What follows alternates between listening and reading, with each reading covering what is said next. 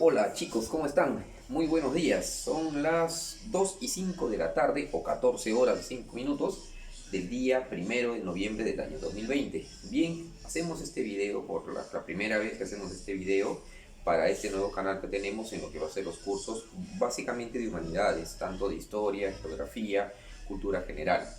Bien, jóvenes, el tema que hemos escogido para desarrollar es un tema que viene permanentemente en exámenes de admisión, pero voy a tratar de hacer un panorama un poquito más amplio en base al contenido de algunas obras literarias, ¿no? Literarias porque no es una novela la historia del Perú. ¿En qué sentido me baso para fundamentar esto? ¿Quién alguna vez no ha escuchado de esa obra Las Mil y Una Noches, ¿no?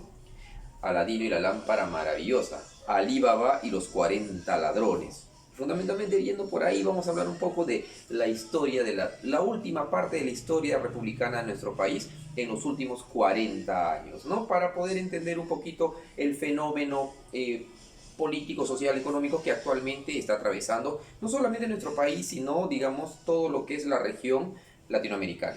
Bien, entonces, sin más preámbulo, hemos colocado aquí en nuestra pizarra, hemos colocado separando por décadas, ¿no? La década de los 80 al 90, del 90 al 2000, y vamos a mencionar a los principales personajes. Bien, quiero partir por algo, jóvenes. Hay un lema que se habla mucho en la historia. Todo pueblo que olvida su pasado está condenado a cometer los mismos errores. Es una norma casi en la historia de la humanidad. Y lamentablemente es algo que le cae como anillo al dedo a la historia del Perú. Por eso la mejor forma de salir del atraso no es, como muchos dicen, ¿no? La forma de salir del atraso es que los capitales extranjeros, ¿no? O que las nacionalizaciones, no. Es la base fundamental para salir del subdesarrollo es la educación. Y lamentablemente los grupos de poder, llámese extranjeros o nacionales, no tienen la menor intención, acuérdate eso, de desarrollar ese tipo de políticas. ¿Por qué? Porque justamente si el pueblo fuese educado, tuviera la posibilidad de tener sentido crítico, conocer sus derechos, y lamentablemente esto no se ve. Bien, empecemos. Va a haber mucho para hablar. Bien, jóvenes, acá tenemos, por ejemplo, la década del 80 y los 90, con el gobierno del arquitecto Fernando Belaúnde Terry, del año 80 al 85. Hay que tomar en cuenta qué pasaba antes, ¿no? Pero eso va a ser quizás Belaúnde era líder del partido Acción Popular, ¿ya? De Acción Popular. Acuérdate que Belaúnde había sido ya presidente en el año 1963 al 68 y es depuesto por un golpe de estado del general Juan Velasco Alvarado por el incidente de la página 11, ¿no? En sí, lógicamente, algunos dicen que a Belaúnde le dieron el golpe de estado justamente para evitar la llegada de la APRA al poder. Otros dicen que Velasco, si Velasco no le hubiera dado golpe de estado a Belaúnde, posiblemente Sendero Luminoso hubiera tomado el poder en los años 80 y 90, ¿no? En nuestro país. O sea, es una discusión bastante amplia, pero vamos a tratar de darle un tiempo para eso. Resulta que su gobierno de Belaúnde, ¿qué fue su gobierno de Belaúnde? ¿O cómo llega al poder? Él era líder de Acción Popular y formó una alianza con el Partido Popular Cristiano. El Partido Popular Cristiano, que lo vas a ubicar, por ejemplo, en la avenida Alfonso Ugarte, ahí al comienzo nomás, a la Plaza Blomesi, estaba dirigido por Luis Bedoya Reyes, ¿ya? Que era toda la oligarquía, la pituquería limeña fundamentalmente. Acción Popular y el PPC se unen y derrotan en las elecciones. En las elecciones ya derrotaron al candidato del APRA. Derrotaron al APRA. El APRA que estuvo representado, acuérdate que el máximo líder del APRA en estos años, ¿quién era? Víctor Abdullah Ayala Torres, pero que lamentablemente había fallecido, ¿no? Había fallecido, que ni siquiera llegó él a promulgar la Constitución del 79. El candidato fue el candidato Armando Villanueva del Campo, ¿ya? Con el respeto que se merece, le decían, inclusive su apelativo era Zapatón, le decían, ¿ya? Armando Villanueva del Campo, derrotaron a el gobierno de Belaúnde, jóvenes. Dentro de lo que podemos mencionar, el gobierno es un gobierno populista, súper populista, demagogo, ¿ya? Demagogo,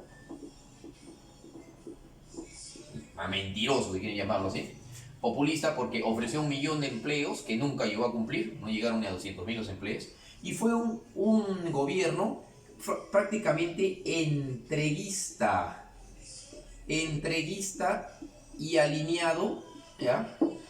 Entreguista a capitales extranjeros. Capitales extranjeros. ¿Mejoró la calidad económica de nuestro país? No, no mejoró. Hubo inflación, hubo desempleo, porque acuérdate que en estos años va a darse también va a haber un incidente. En 1981, jóvenes, se da un conflicto armado con el Ecuador. El conflicto, ¿ya?, de Falso Paquilla. Con el Ecuador, ¿ya? Con la República del Ecuador. Con el Ecuador. Otro detalle, que en 1982, el Perú apoyó a la Argentina, en la guerra de las Malvinas contra Reino Unido, contra Gran Bretaña, mientras ningún país quiso apoyar, sí lo apoyó el Perú, ¿ya? Pero vamos a ver que más adelante Argentina va a tener un gesto contrario a lo que es el apoyo que nosotros le dimos. En ese apoyo profesor, ¿de qué manera lo apoyó? Lo apoyó inclusive con unos misiles, con los famosos misiles Exocet, que hundieron varios buques de la Armada Británica, ¿ya?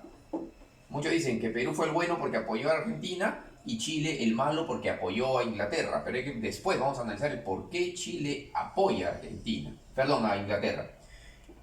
También se da que en 1983, jóvenes, en 1983, aquí aparece un movimiento subversivo terrorista llamado el MRTA, dirigido por Víctor Polay Campos. Eso aparece en 1983. Profesor, ¿y por qué no he mencionado lo del 80? Aquí no voy a mencionar todavía porque lo he dejado para el final. Cuando aparece el MRTA, ya había un movimiento terrorista llamado Sendero Luminoso, parte del Partido Comunista, dirigido por Abimael Guzmán Reynoso, que se hacía llamar el presidente Gonzalo, ¿no? Camarada Gonzalo. Resulta que Fernando Belaúnde Terry, él, cuando es entrevistado por la prensa, él manifiesta, no le presta importancia, y manifiesta que eran solamente abigeos, ladrones de ganado. Y lamentablemente esos benditos, entre comillas, ladrones de ganado terminaron causando tanto daño a nuestro país. Eso ocurrió el 17 de mayo de 1980, a lo que llaman ellos, los senderistas, lo llaman el inicio de la Guerra Popular. Esto se da en la localidad de Chuschi, en Ayacucho, para sabotear las elecciones, quemaron las ánforas, ¿no? Como les digo, Belaúnde no le prestó importancia a eso, y más adelante el gobierno de García, pues como dice, va a tener que enfrentarlo directamente. ¿Hubo alguna mejora para el país? Si tú te das cuenta, no. ¿Quiénes se enriquecieron? Los grandes capitales extranjeros. Fundamentalmente, Belaúnde tiene que tomar en cuenta algo. Él como arquitecto, el arquitecto de Belaúnde, ¿ya?, él comienza a hacer algunas construcciones para fomentar empleo, ¿no? Entonces las torres de Limatambo, por ejemplo, ¿no? Comienza a desarrollar, por ejemplo, la carretera marginal de la selva. Pero esa carretera finalmente no ha beneficiado a los agricultores, campesinos de la zona de selva, sino fundamentalmente ha favorecido al narcotráfico del valle del río Guayaga y a los industriales de la palma aceitera, ¿no? Bien, finalizado su gobierno sin gran cosa que haya hecho Belaúnde, pasamos a las elecciones de 1985. Para eso hay que tomar en cuenta, y lo voy a poner con verdecito para tomar acá. En Lima, en 1983, jóvenes, en 1983, gana las elecciones un tal Alfonso Barrantes Lingán, el famoso tío Frejolito, el promotor del vaso y creador del programa social llamado el Vaso de Leche, un programa que partía de la Municipalidad de Lima y que luego los gobiernos más adelante lo van a tomar como un programa nacional. Pero esto, jóvenes, no es otra cosa más que asistencialismo, que darle alimento gratuito a la persona en vez de fomentar trabajo para que la persona tenga capital, tenga recursos para poder subvencionar sus propios gastos. Vayamos a ver, el gobierno de Alan García, ya con una inflación, ya con crisis, ya con terrorismo, Alan García gana las elecciones, jóvenes. ¿Cómo las gana las elecciones Alan García? Ocurre esto. El APRA obtiene aproximadamente el 46% de los votos válidos, mientras que el candidato de la Izquierda Unida, Alfonso Barrantes Lingán, alcalde de Lima todavía, alcanza el 23%. Resulta que Alfonso Barrantes renuncia a participar en la segunda vuelta, porque acuérdate que la Constitución decía que para ser presidente tenías que lograr la mitad más uno, el 51%, y acá solamente había alcanzado los 46%. Pero como Barrantes pensaba que esto era prácticamente un triunfo del ala izquierda social, ¿por qué? Porque el APRA era centro izquierda y la Izquierda Unida, ¿ya? O sea, habían dejado de lado a los partidos tradicionales de derecha, ¿no? O sea, la Acción Popular, el PPC y todos esos partidos. Entonces, Barrantes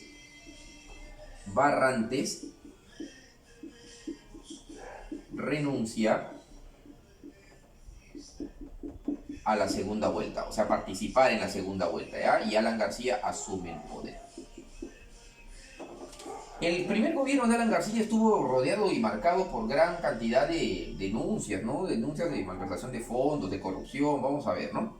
Aquí hay un dilema que, jóvenes, que hay que tener claro, y esto hay que ser bastante conscientes y consecuentes. El gobierno de Alan García era un abogado de 35 años, bastante joven, ¿no? 35, 36 años. La Constitución en ese tiempo decía, pues, ¿no? Para ser presidente solamente tienes que ser peruano de nacimiento y mayor de 35. Él había sido diputado, Él inclusive participó en lo que es la elaboración de la Constitución del año 79.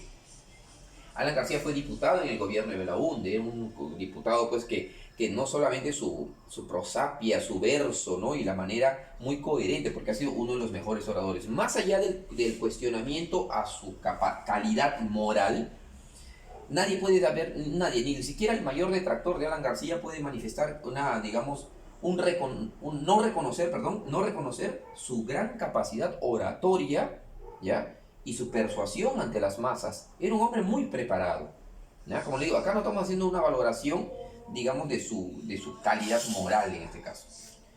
Resulta que Alan García inicia un gobierno donde él renuncia al pago de la deuda externa. Esto también es populismo, ¿ya? De la deuda externa. Finalmente, al renunciar a pagar la deuda externa, y él dice, solamente voy a pagar el 10% de los intereses de la deuda. Entonces, ¿qué hace? En ese tiempo, el famoso Fondo Monetario Internacional, el FMI, nos declara insolvente, ¿ya? El Fondo Monetario Internacional declara al Perú insolvente. O sea que no era bien visto para poder mantenerle dándole préstamos, ¿no? Como se hacía Belaúnde.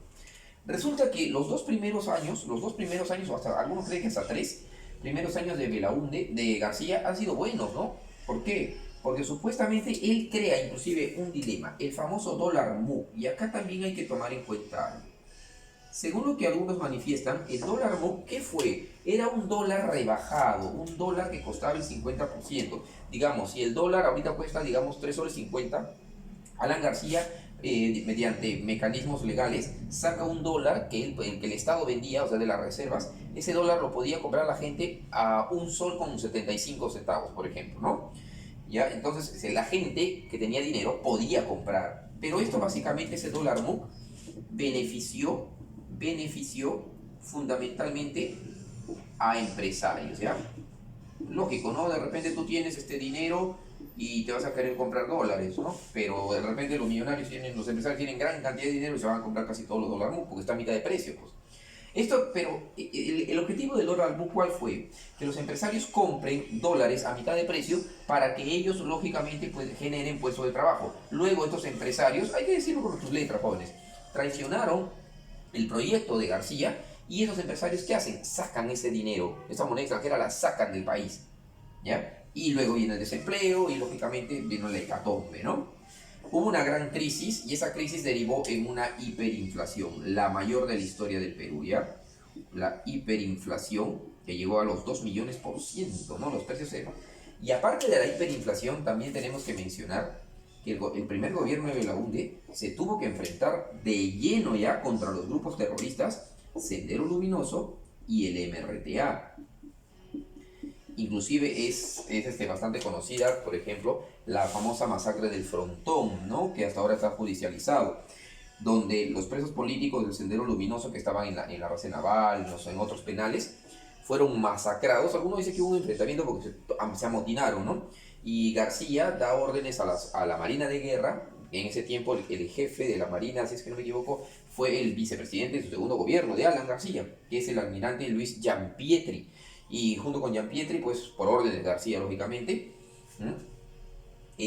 buscan retomar los penales, y mueren alrededor de 300 muertos, 300 condenados por terrorismo.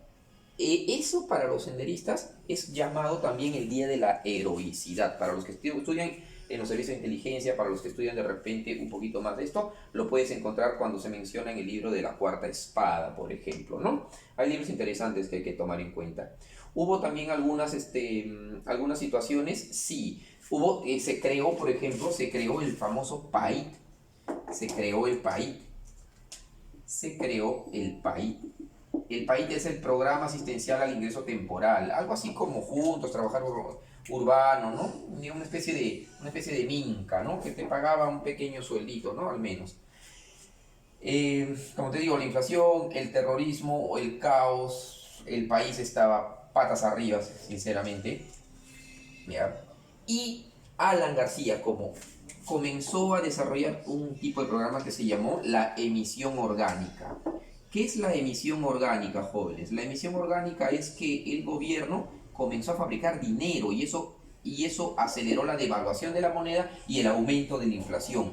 Viendo que no había cómo superar esta bendita hiperinflación, ¿qué hace Alan García? Decide estatizar la banca. O sea, que todos los recursos de los bancos privados pasen a manos del Estado. Y esto fue la condena de muerte, digamos, de su gobierno. ¿Por qué? Porque al estatizar la banca, ¿qué es lo que está implicando? Que los grandes empresarios, traidores, que encima se llevaron la plata, ¿ya? Entonces, empresarios sinvergüenzas, ¿qué hagan? Le hagan la ley a Alan García. Y desde afuera tú sabes que el poder fáctico, donde los grandes empresarios son los que controlan esto, comienzan a achacar y se tumban a cualquier gobierno. ¿Qué pasó con esto? Aquí aparece un movimiento, pues ese movimiento se llamó el Movimiento Libertad. ¿Dirigido por quién? El Movimiento Libertad, dirigido por un tal Mario Vargas Llosa, nuestro tan mentado premio Nobel de Literatura. Otro sinvergüenza, hay que decirlo de esa manera, ¿ya? Pero vamos a explicarlo más adelante. Resulta que Alan García, jóvenes, antes de finalizar su mandato en el año 90, o durante su gobierno, se fugó, ¿no? Se fugó Víctor Polay Campos, líder del MRTA, que había sido capturado. Se fugó del penal de Castro, ¿no? Cavando un túnel de varios metros, así. Antes de las que han visto las series de narcotraficantes mexicanos del Chapo Guzmán y su túnel, olvídense, el túnel de Polay fue espectacular, ¿ya? Se escapó, hubo demasiadas denuncias por corrupción, ¿no? Podríamos decir que el saldo del gobierno de Alan García fue súper negativo. Bien, pero Alan García, como todo presidente democrático, tenía que presentar o convocar a elecciones. ¡Oh, sorpresa! En las elecciones, el candidato del Movimiento Libertad era Mario Vargas Llosa. ¿Apoyado por quién? Por toda la derecha. Por Acción Popular de Belaúnde, por Bedoya y el PPC y los Pituquitos de Lima. Y ahí van a ver Lourdes Flores, Pedro Cateriano y todos los que se hacen llamar ahorita demócratas. Vamos a ver qué pasa. Ese grupo con Vargas Llosa tenía el 70% jóvenes de intención de voto de aprobación. Había una maquinaria multimillonaria. El Perú se debatía entre la crisis. Y hay algo, lo único que particularmente a título personal voy a reconocer a Mario Vargas Llosa es que tuvo quizás el arrojo de decir lo que se debía hacer, ¿ya? Pero los políticos pues son la mayor capacidad, son unos mentirosos, ¿no? Y aquí aparece una figura, Alberto Fujimori. ¿Qué pasa acá, señores? En el año 90, Alberto Fujimori pasa la segunda vuelta como segundo. Miren, Mario Vargas Llosa en su Movimiento Libertad, que pasó, vamos a poner así, derrotó al Fredemo. Se llamaba Frente Democrático todavía. El Frente Democrático estaba conducido por un tal Mario Vargas Llosa. ¿Ya? Secundado, lo vamos a poner acá porque no hay que tapar el sol para que la gente sepa, Acción Popular. Ahora los que hablan, pues, Muñoz, Barnechea, Díez Canseco, Toda esa gente, pues no es una acción popular, por favor. PPC, PPC, otros sinvergüenzas. Lourdes Flores, ahí está, Bengolea, la gente de los Bedoyas, que son esa pituquería limeña que quiere rogarse de muy demócrata, ¿no? Cuando lo único que realmente buscan es sus intereses de grupo o personal. Bien, ¿qué más podemos decir? Profesor, ¿y cómo lo derrotó? Mira, el Fredemo de Vargas Llosa tenía 70%, pero el gobierno de García apoyó a Fujimori. Lo apoyó a Fujimori. Fujimori tenía su lema, acá vamos a poner para los que, si están tus padres ahí, lo puedan ver. Su lema es honradez sin vergüenza, ¿no? Honradez, tecnología y trabajo. A ver, jóvenes, vamos a ponerlo así sinceramente. ¿Qué es lo más fácil para una sociedad como la peruana, subdesarrollada, sin acceso a la información? Engañarle. Honradez, uy, los japoneses, y en ese tiempo ni siquiera le decían japonés, porque Fujimori es japonés, ¿ya? Le decían el chino. Los chinos son honrados. Los chinos, ¿ya? O los japoneses van a traer la tecnología, ¿no? Porque en ese tiempo Japón era una de las primeras potencias, como hasta ahora, ¿no? Tecnológicas. Y los chinos, ¿cómo trabajan? ¿Ya? El chinito. ¿Quién era Fujimori? Fujimori era un catedrático de la Universidad Nacional Agraria, había estudiado en el Colegio Alfonso Ugarte, que está en la avenida, en Paseo de la República, ¿ya? Por la vía expresa. Era ingeniero agrónomo y era presidente de la Asamblea Nacional de Rectores. Ahora ya no existe la Asamblea Nacional de Rectores, ahora se llama SUNEDU, ¿no? Entonces tenía un legajo, digamos, académico, pero era pues timorato, ¿no? Como ingeniero, pues los ingenieros, no, discúlpenme lo que lo voy a decir, señores ingenieros, pero la gran mayoría de ingenieros no son muy buenos para hablar, ¿ya? Entonces Mario Vargas Llosa era un literato, pues, ¿no? Entonces ahí venía, pero la gran campaña millonaria del Fredemo se opuso ¿con qué? Porque el APRA, como les digo, favoreció a Fujimori, ¿ya? Y como que por soterradamente lo apoyó. Finalmente Fujimori en segunda vuelta, y esto también hay que mencionar, derrota a Vargas Llosa, llega a un debate, el primer debate presidencial, el primer debate fue entre Fujimori y Vargas Llosa, donde Vargas Llosa lo revolcó, hay que decirlo así, lo revolcó a Fujimori, pero Fujimori ya tenía el asesoramiento de un tal Vladimiro Montesinos Torres, que miedo, ¿ya? Y le saca en cara, ¿por qué? Porque los medios de comunicación, hay que decirlo, la prensa radial, escrita, televisiva, es lo más repugnante que puede haber junto con la clase política de nuestro país. ¿Por qué dice eso, profesor? Por una sencilla razón. El titular del diario Ojo, lo puedes revisar de repente en un link que te voy a pasar del debate Fujimori-Vargas Llosa, el debate no había concluido y en el titular del diario Ojo ya habían puesto que Vargas Llosa había ganado el debate. Y Fujimori le encara y le dice, señor Vargas Llosa, este debate todavía no termina, pero miren la prensa de los grandes medios. ¿Cómo pasa ahora, no? Todos hablan a favor del disque presidente que tenemos ahora, ¿no? Que no puede ni controlar la pandemia y somos el reír del mundo. Bien, resulta que Fujimori gana las elecciones, ¿ya? ¿Y qué pasa? Pero aclaremos. ¿Quiénes eran la mayoría del Congreso? La mayoría del Congreso, hay que aclarar, ¿quiénes eran? Del Fredemo, del grupo de Vargas Llosa. Entonces Fujimori, como no tenía mayoría, no podía gobernar. Por lo general, para gobernar yo creo que hay que tener mayoría en el Congreso. Entonces, ¿qué pasa? Fujimori, ¿ya? Dentro en agosto de 1990 ya había asumido y se presenta en cadena nacional el ministro de Economía, ¿ya? El líder del MEF, llamado Juan Carlos Hurtado Miller. Y Juan Carlos Hurtado Miller aplica lo que Vargas Llosa había dicho que debían hacer. Vargas Llosa dijo, para poder controlar la inflación hay que regularizar los precios, hay que aplicar un paquetazo económico. Pero ese paquetazo económico ya había ocurrido, jóvenes, en Venezuela, cuando era presidente Carlos Andrés Pérez. Y lo hizo fue en el día, y hubo gran cantidad de saqueos.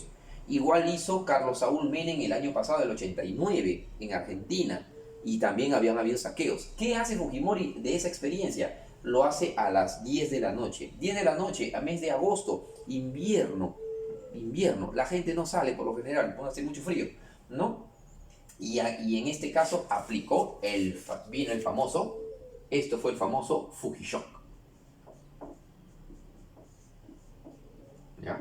Lo que tú te podías comprar de repente, o sea, lo que tu papá podía dar 20 soles para tomar un desayuno, un almuerzo y sabe Dios un lonche en un día para una familia, esos 20 soles te alcanzaba para comprar 10 panes al día siguiente. La gasolina se quintuplicó su precio, fue un caos, ¿ya? El Fujishock para poder estabilizar la economía. ¿La estabilizó? Sí, no vamos a negar ahí. Con el Fujishock se estabiliza la economía, pero a precio de qué, a costo de qué, a costo de las grandes mayorías, ¿ya? Estabilizó la economía, ¿ok? Hay bastante para hablar de Fujimori, ¿ya? Es un capítulo entero, podría darlo. ¿Qué más pasó en el gobierno de Fujimori? ¿Qué pasaba? Ya una vez con las medidas de ajuste, el Congreso se oponía siempre a Fujimori. Y lo mismo que ha hecho Vizcarra, que hacer ver que el Congreso es el malo, y no estoy diciendo que sea bueno tampoco, ¿ya? Lo mismo hace Fujimori, o sea, por eso, ojo con lo que se habla de dictadura. Hasta que se llega a esta bendita fecha. La fecha del 5 de abril del año 92. Y esa trágica fecha es conocida como el autogolpe.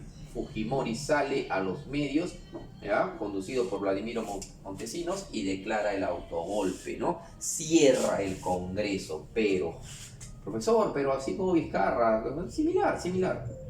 Cierra el Congreso, pero no solamente cierra el Congreso. Fujimori, su objetivo, ¿cuál era? Tener una nueva constitución. Y acá justo lo tengo a la mano, ¿no? Esta es una constitución espuria, ilegítima. Legal, sí, porque hubo los mecanismos legales para sacarla, pero espuria. Esta es la constitución del año 79, y si tú tienes la oportunidad de revisar, es diametralmente opuesta. Esta es una constitución un poquito que cede más hacia los intereses de los trabajadores. No estoy diciendo que sea perfecta ni súper buena, pero esta constitución es de carácter neoliberal que favorece fundamentalmente a los empresarios. Ojo con lo que ha pasado en Chile, y sigue pasando en Chile, hasta acá mi reconocimiento para el hermano país chileno, para el pueblo chileno, porque igual, cuando las masas se organizan, son capaces de voltearse cualquier gobierno. Aquí en el Perú no pasa eso, ¿por qué? ¿Porque los peruanos somos cobardes? No, porque los peruanos no estamos bien informados. Se da el autogolpe del 92, jóvenes, y una vez que se da el autogolpe del 92, no solamente cierra el Congreso, sino controló las instituciones públicas. Profesor, instituciones públicas, sí, controló el Poder Judicial, controló el Ministerio Público, controló las Fuerzas Armadas y Policiales.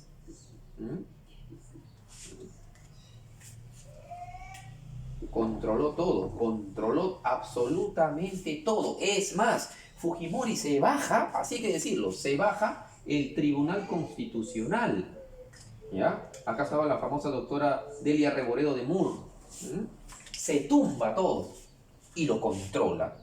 Eso es una dictadura, porque no hay equilibrio de poderes. El poder judicial, el poder legislativo. Cerró el Congreso, ya no tienes oposición. Controlas el poder judicial. Y son 3 poderes del Estado, ¿no? Legislativo el primero, ejecutivo y judicial.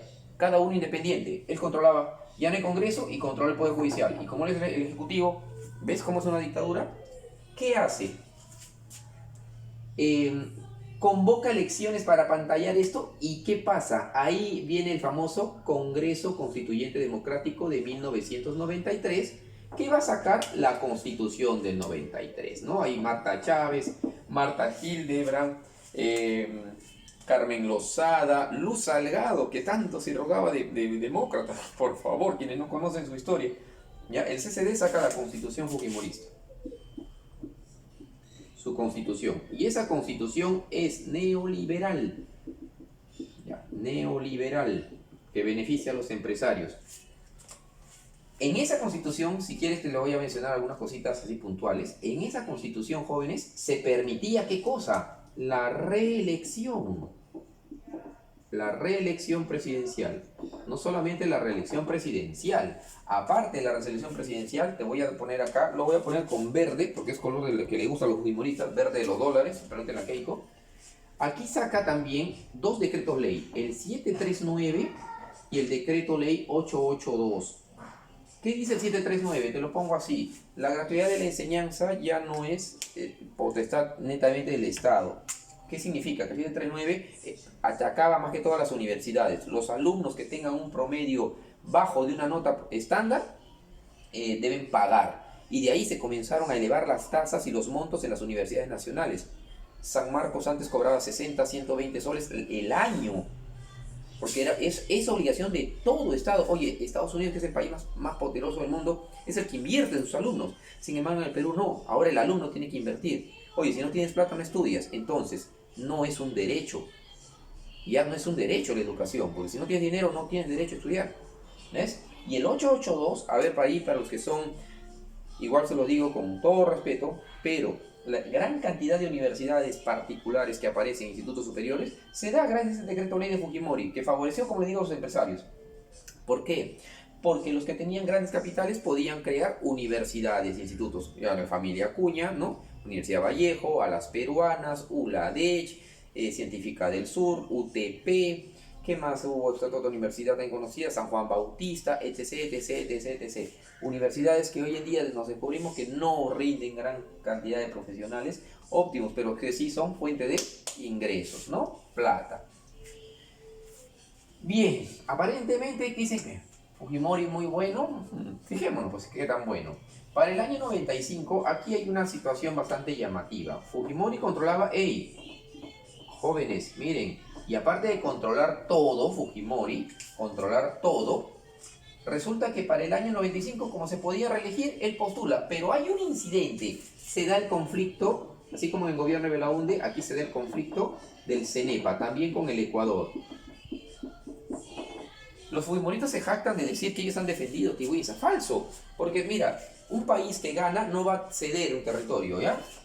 Y Tiwisa, 1 kilómetro cuadrado de Tiwisa se le entregó a Ecuador. Qué raro, ¿no? El que gana regala territorio cuadrado, ¿no? Qué raro, ¿no? Ese conflicto de CENEPA, profesor, se olvidó de algo, del 15 de septiembre del 92, en el primer gobierno, la captura de Abimael Guzmán. Ese también es un poco un albur, ¿no? Pero, a ver, lo voy a tocar. Capturar a Abimael Guzmán no lo captura Fujimori, hay que decirlo así. Abimael Guzmán lo captura un grupo de la policía que se llamó GEIN, el Grupo Especial de Inteligencia, que estuvo formado en el gobierno de Alan García en el año 88 al mando del coronel Benedicto Jiménez. El jefe de la policía en este tiempo era el general Antonio Quetín Vidal Herrera. Cuando lo capturan, Fujimori ni enterado estaba. Pero lo marketeó, oye, controló la economía, mira, votó a todos los congresistas, porque es fácil quemar, ¿no? Tirar barro. Controlaba los medios de comunicación, ¿ya? Y aparte de eso, ¿qué? Capturó al terrorismo y vendían la idea de que se va a acabar el terrorismo, que cosa que lo hemos demostrado hasta hoy, 2020, que no se ha terminado. Entonces que los fujimoristas no se jacten en decir que ya se acabó. Con todo eso, Fujimori participa y controlado todo controlado, se le lavó la cabeza a la gente y la gente lo benefició ¿con qué? Él derrotó o ganó las elecciones, si quieres, al candidato Javier Pérez de Cuellar, ex secretario general de las Naciones Unidas, ¿no? Javier Pérez de Cuellar se había unido con todos los grupos de la derecha también. Pero ese grupo de la derecha, ¿sabes cómo se llamaba, jóvenes? Se llamaba UPP. Sí, el partido de Antauro, ¿no? Como la política peruana, ¿no? Del UPP. Qué triste, ¿no? Un demócrata, ahora que un condenado por homicidio está dirigiéndolo. Qué triste, Dios mío. Resulta que lo derrota en primera vuelta, ¿no? Es el presidente el primer presidente en ganar en primera vuelta una elección, Alberto Fujimori. Pero ya en este 95 al 2000, ¿ya? ¿Qué más ocurre? Fujimori intervino las universidades públicas, ¿no? ¿Ya? Llame de San Marcos, quien les hable sanmarquino, no puede negarlo. San Marcos, Villarreal, Cantuta. El pretexto, la presencia terrorista. Oye, ¿y esto fue el aval para qué? Para que en San Marcos, para que en la UNI, para que en la Villarreal, para que en la Cantuta, sobre pretexto, y en otras universidades nacionales, sobre pretexto de la presencia del terrorismo, ¿ya? terminen cuasi privatizando las universidades públicas. ¿Qué más pasó aquí? Aquí ya se va a dar un cambio ya. Comienzan los escándalos de corrupción. Ejemplo, ya se utilizó el avión presidencial. En el avión presidencial, sí, el presidencial, y buques de la Armada peruana se encontró cocaína. ¿No sabías eso, no? Sí, hay un informe del año 96-97. ¿Qué más ocurrió? Los escándalos, y aquí ya se hace el asesor del CIN, un tal Vladimiro Montesinos.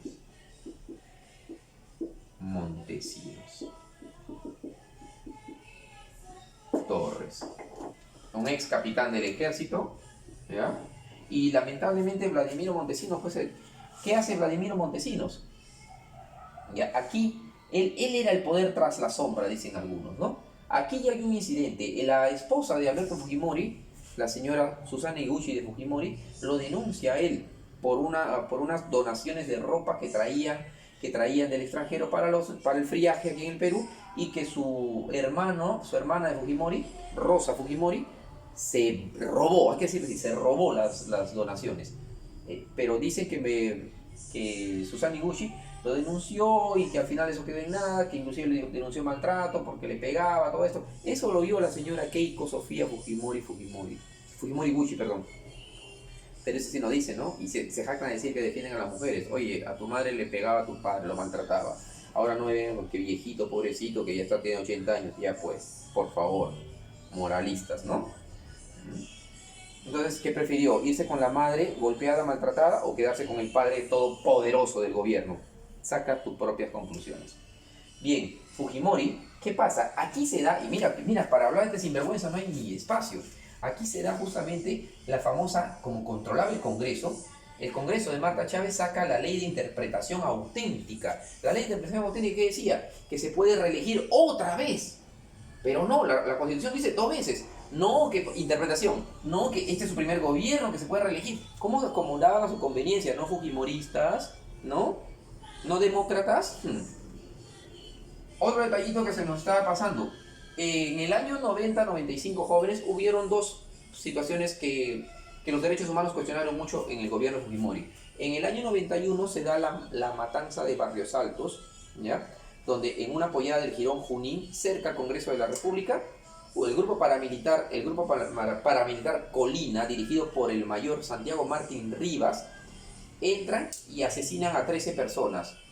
¿Ya? En una pollada, porque dice que supuestamente eran terroristas, no sé, los asesinan a balazos con silenciador. Para remate, fallece un niño asesinaron, hay que decirlo así, por la espalda. Los peritos forenses determinaron que eso había ocurrido.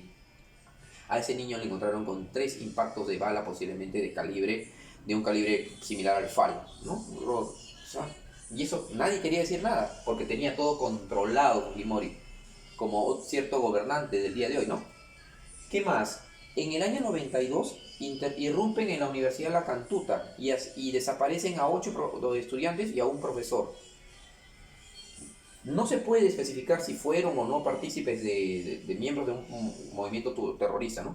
Pero se los encontró en Cieneguilla carbonizados, calcinados los restos.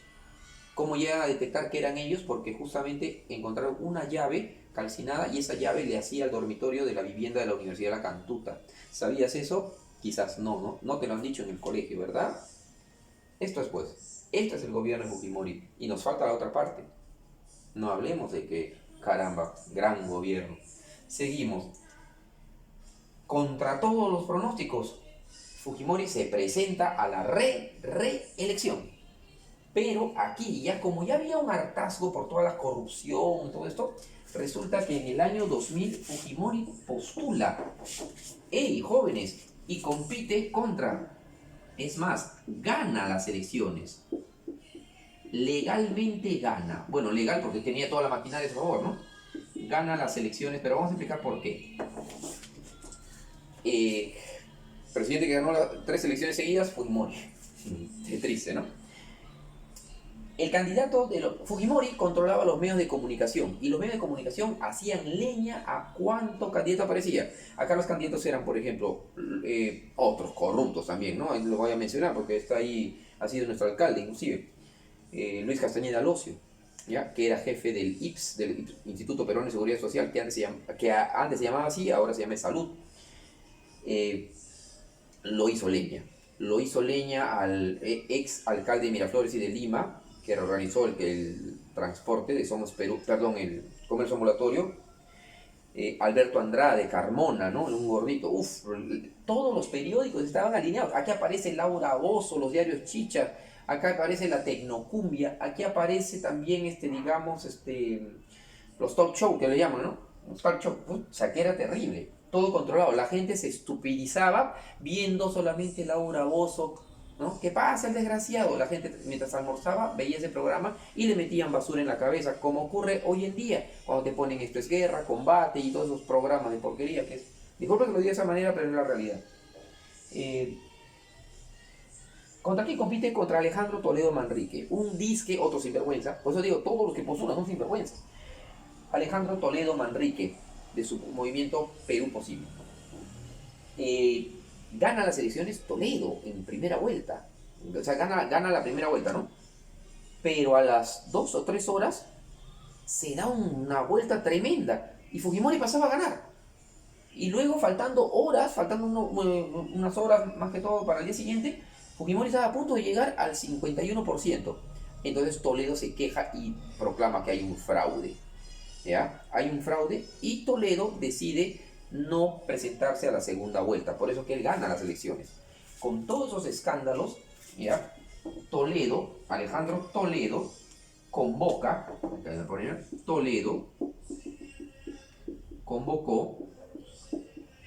a la famosa, histórica podría ser, ¿no? Marcha de los cuatro suyos.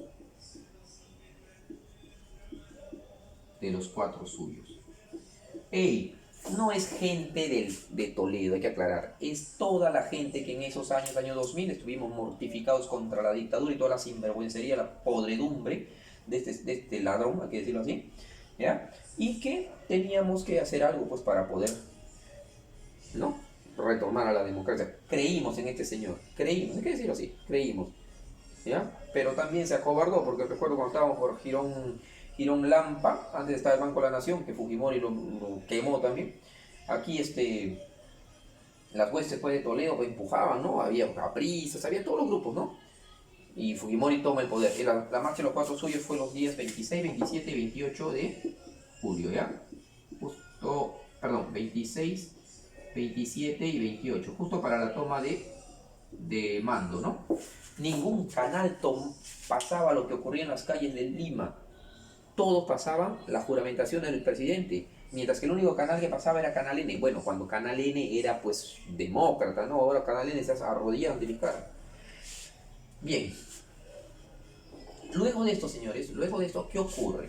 ¿Qué ocurre luego de este incidente? Luego de este incidente, Fujimori asume, acá no pasó nada, pues ya su patinada. Pero la gente, Toledo no, la gente seguía en las calles, la gente seguía protestando.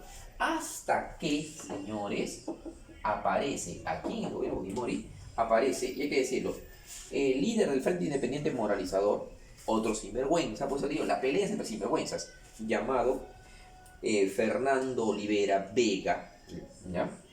Moralizadores, conchudo, ¿ya?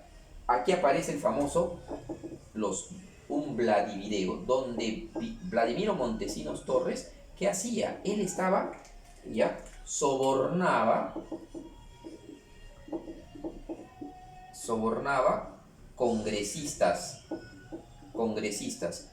¿ya? Y esos congresistas, ¿para qué? Para que se pasen al partido de Fujimori. Inclusive su partido acá se llamó, me olvidaba, Fujimori tenía su partido que se llama Cambio 90, y aquí cambia de nombre y se pasa a llamar Fuerza 2000, ¿ya? Tenía su lema, de acuerdo, que estaba de moda, pues, el baile del chino. Chino.